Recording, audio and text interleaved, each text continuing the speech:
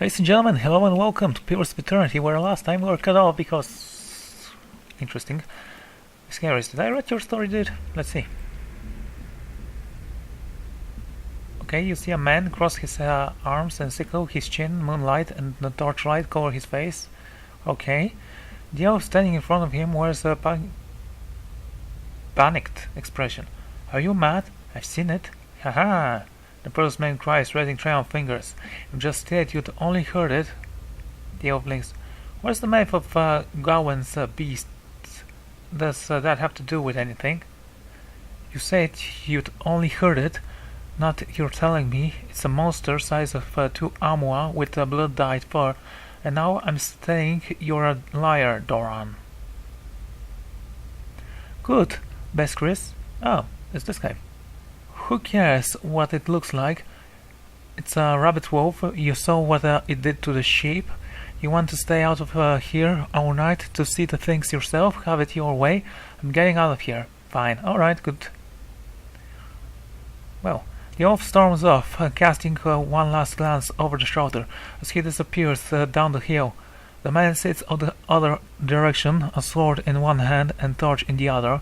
Within minutes he comes to Brock Padlock, where dozen sheep lie dead, their throats torn and their innards scattered across the ground. It is not the work of a normal predator. Something crunches throughout the dry grass. Viserys Spence sees nothing. He raises his torch higher. This time a rustling sound from behind him, near the padlock. He turns again to see a wolf. It's not nearly as large as Doran had sworn, and while his fur is matted and red around its throat and paws, the rest of the elf's description has proven to be rather lurid exaggeration. Typical.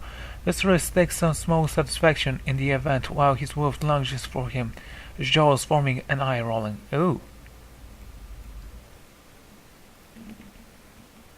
I guess he survived. Okay, refugee, mercenary, all kinds of people here. Ludmilla, well, it's actually Ludmała. Lumdawa. Got it right in the end. There was also Cabal. You know, the guy from Mortal Kombat. Ah, you have poor luck with women, as it is. Commoners, nothing interesting here. I cannot die yet, my children, but you have no children. Blah blah blah blah blah blah. Of course I do, you fool. A wealth of them. Great.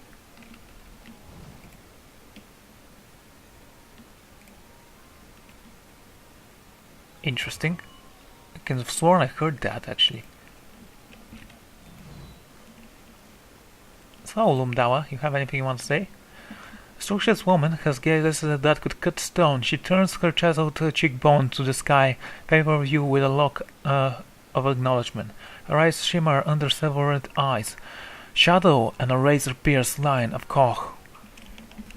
Before you can speak, she throws her hand up in dramatic fashion. Agnetic after the performance, please. Great art requires great concentration, and greatness is expected from the River of the Stars. What is the River of Stars?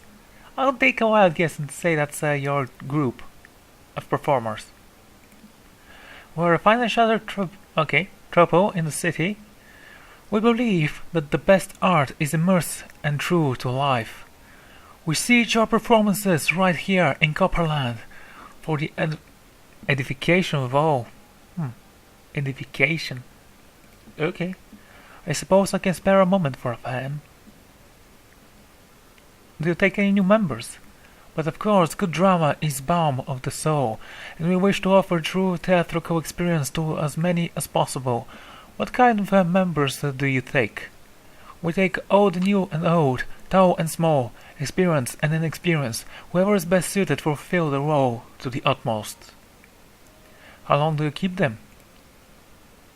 As long as they are able to satisfy the demands of their roles. She smooths and wavens standing of hair.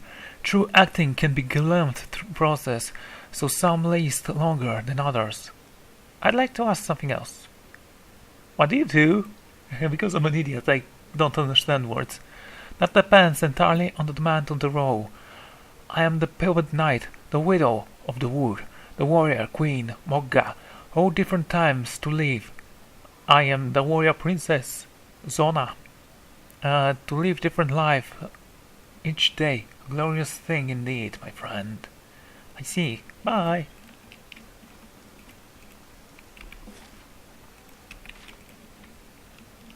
Okay, let's go to the inn. I believe that if there is anywhere this woman of the guy who was murdered by the wizard is here.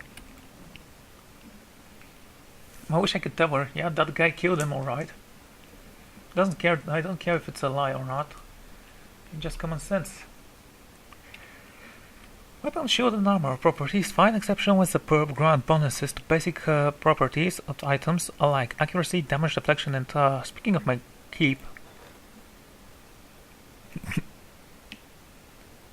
So we can have this one. Orderless discipline. Carlings. Gold pack knights. I'm looking at security actually. I don't know what prestige is for. Maybe it's for money. Warden of the Wilds. Vanguard soldier. Valiant sock mage. Valiant shock mage, not sock mage. Okay. Vagabond scout. Skirmish archer. I like archers. Rautai line breaker. Ah. I assume it's something like a berserker. There's a patron, an arctus, and there's an upper floor. Ooh. Okay, let's loot. Welcome to the Goose and Fox. Please feel free to steal everything you can get your hands on. Go a little bit faster, please. Ah. Your beer now belongs to me.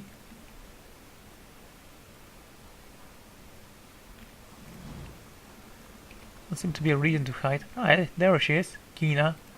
That miserable beast. Dwarf and an Oran debate philosophy on the other side of the curtain. How do we know it's a dwarf then? Ah, merchant. Got anything to sell, you goblin thing? I hate to say it, but the legacy has been good for business. Okay. The painting that plagues the girlfriend ruined in the cavern bears wrought brush. Okay. Strokes of talented amateur. Abel's Woe. 2665. Ratfruis. There's a chest here. Excellent, let's do what we can. Okay, this simple wooden ring is orange and grey. Simple wooden orange and grey. That's bronze right there. It glows when you're not wearing it. When you're not wearing it. Okay? The ring's actual history is more spectacular than fact. While all sources agree that it was owned by Earl of Levy, that he acquired it after a period of exile, stories differ on the particular of how he got it. Some say it was a gift from one of the gods, and others say it was the boon of the pact he made with wicked power. Hey, Gerald, I have a ring for you.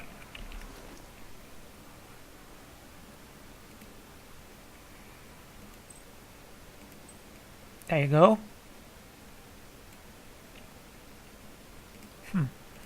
Okay, comparing the portraits, Gerald's actually fits somehow less than mine and Gwen's.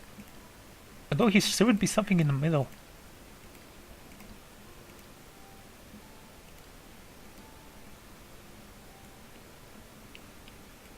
No, to be fair, it was from a Japanese game with a Chinese character, which I might play later on. Ah, tower's construction is complete. Send escort, what?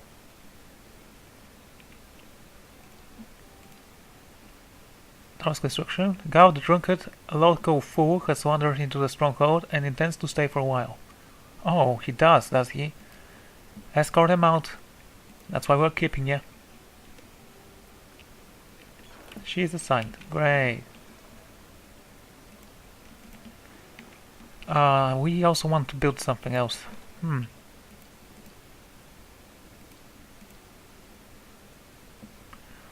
Should we start a ballet?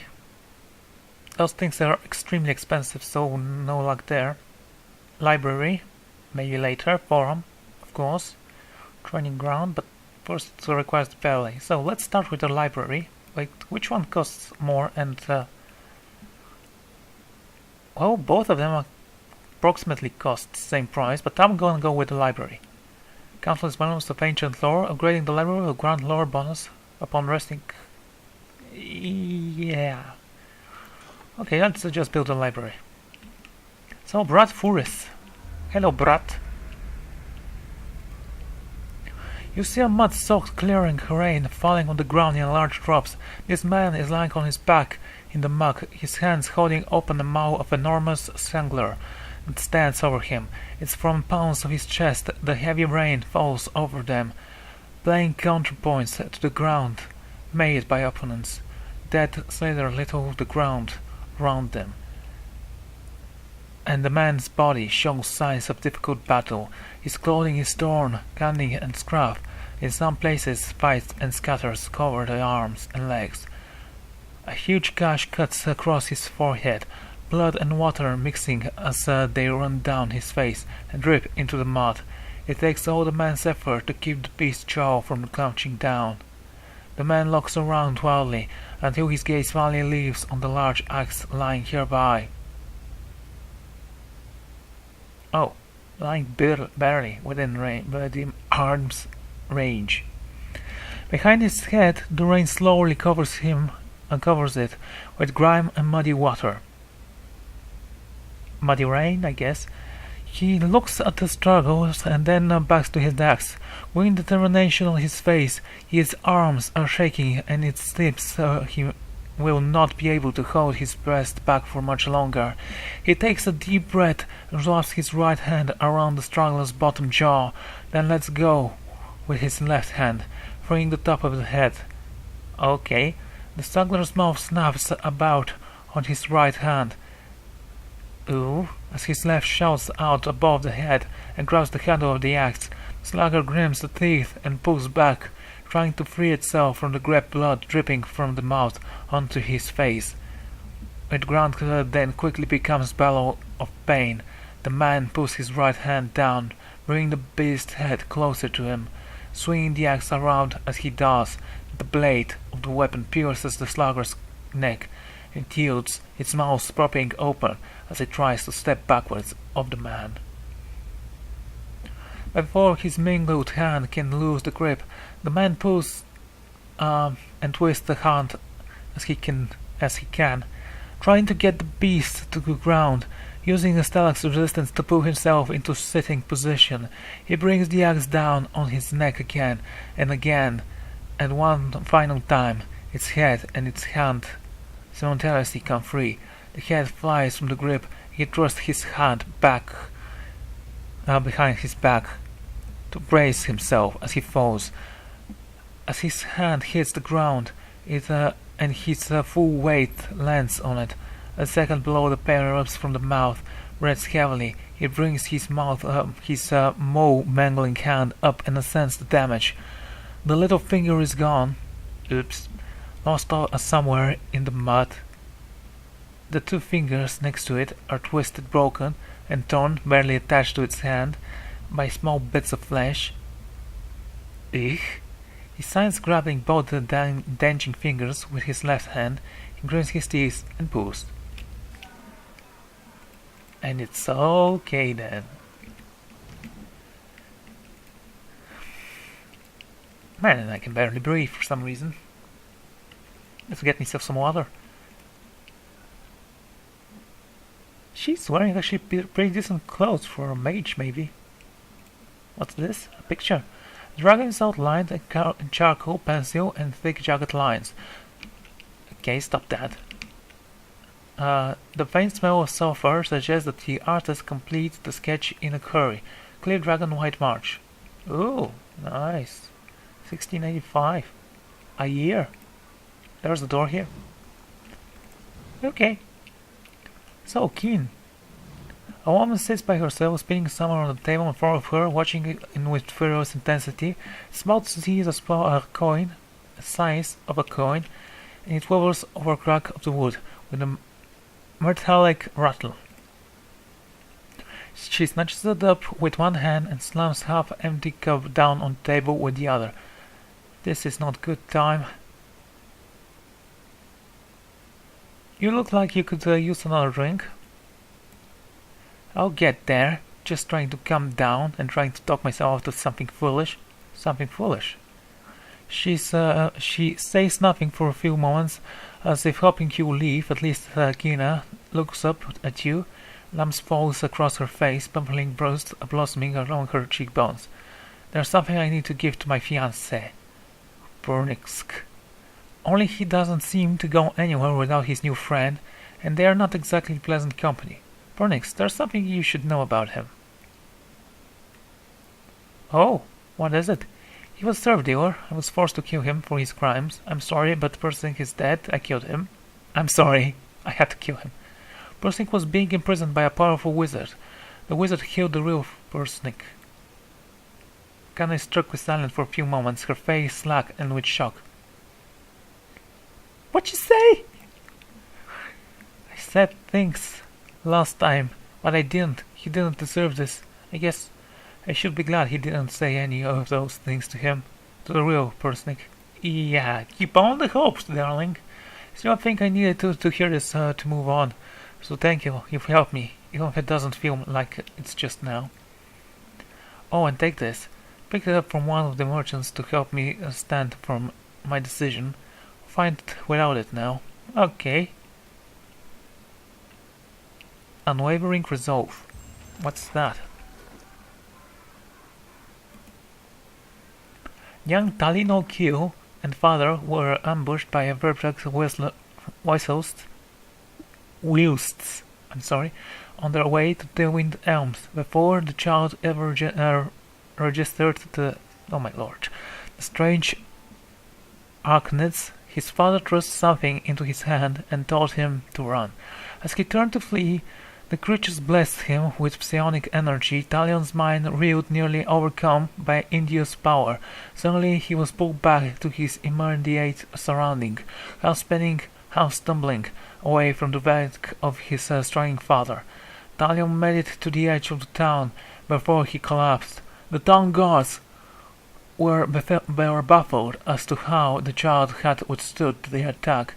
The item his father had given him was an old silver medallion. It was badly worn and missing a chain, and the words, "Do not yield to fear," were barely visible upon its surface.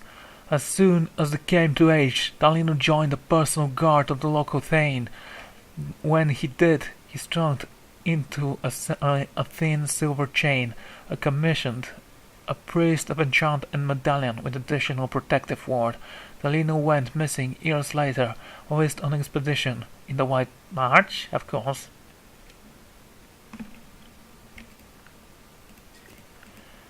Hey, you have milk, you have cheese, I have beard, I have some kind of figurine. I don't know what these figurines are good for, but we might find out later. So what do you give, actually? Intelligence and resolve. It's for me, alright? Gwen? No. Okay, this is for you. Thought never has famed. Okay. I think I've read that. May have not, but for Van's gloves.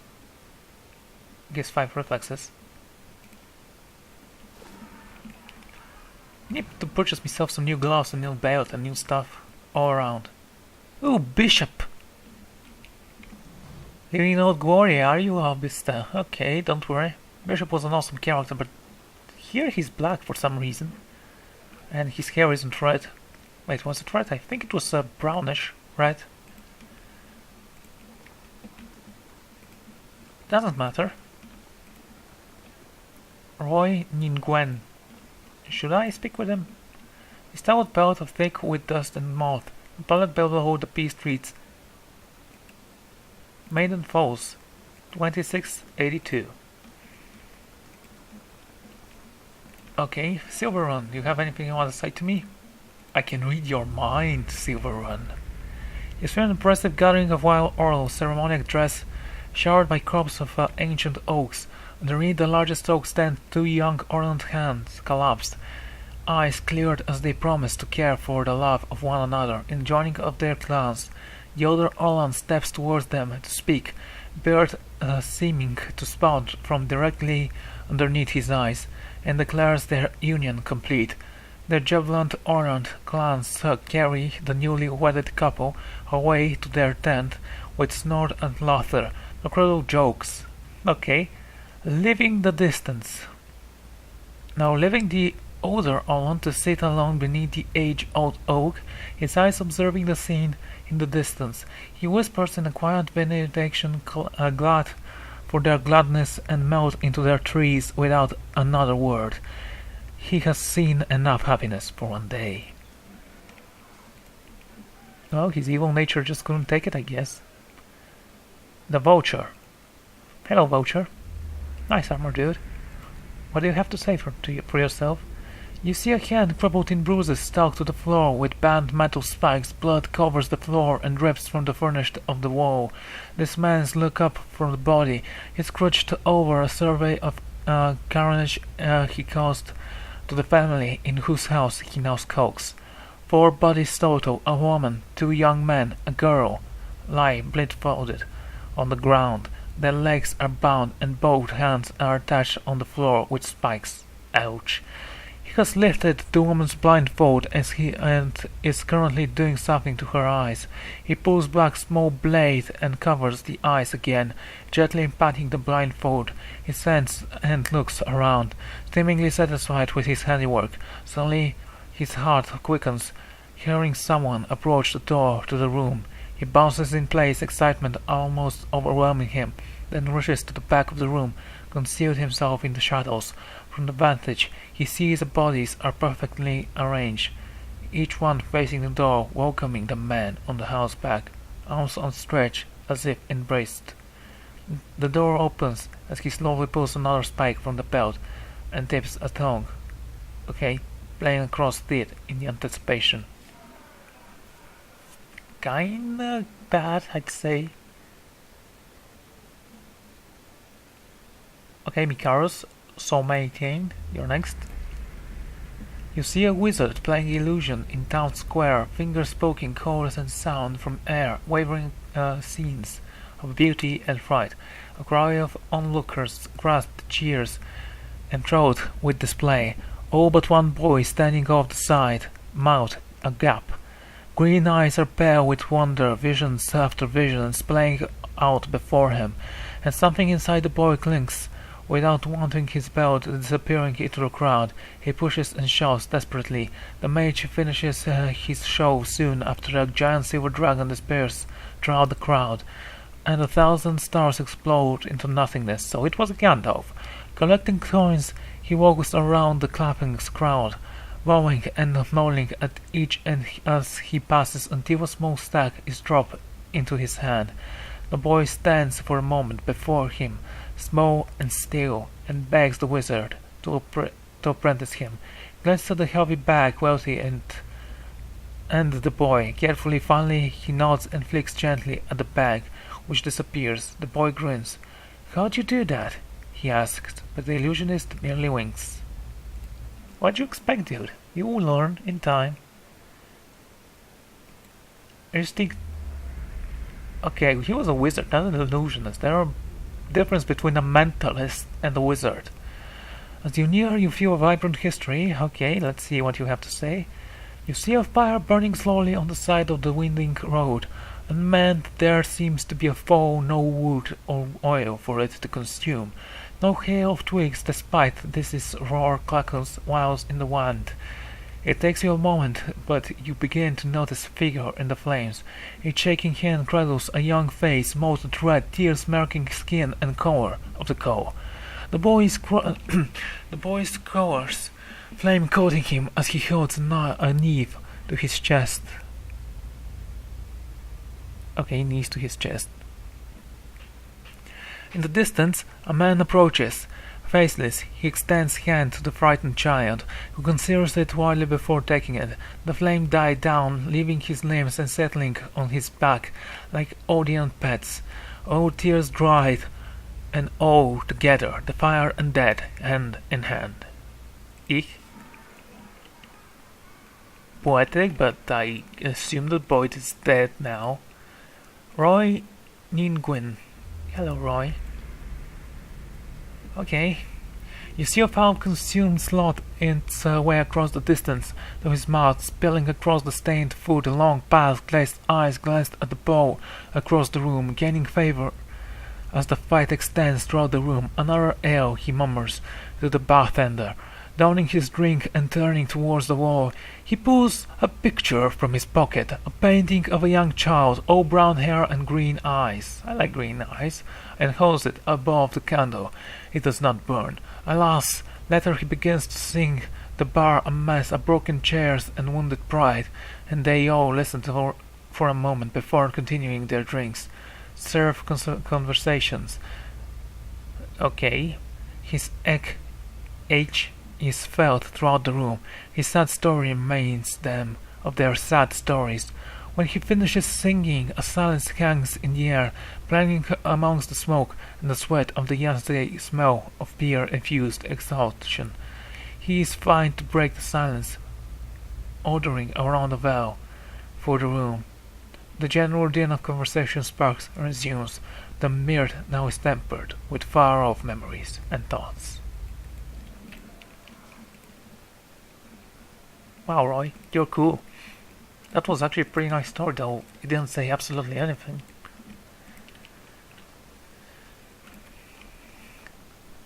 Okay, noble bodyguard and a commander walk into a bar, and they all died. What, you missed the joke? Silly people. Okay, so I think I can access the stash here, so let's actually see if there's any cool armor I can wear. How does that look? If it has short sleeves, I'm not going to use it, but... Okay, I'm going to use this one because it's obviously a little bit better. What do you mean recover speed minus 20%? Crush, pierce, burn... DR. Damage reduction. Okay, ladies and gentlemen, I'm going to take a break here, and I'll see you all next time. It looks better there. I mean, it's supposed to be a little bit whitish.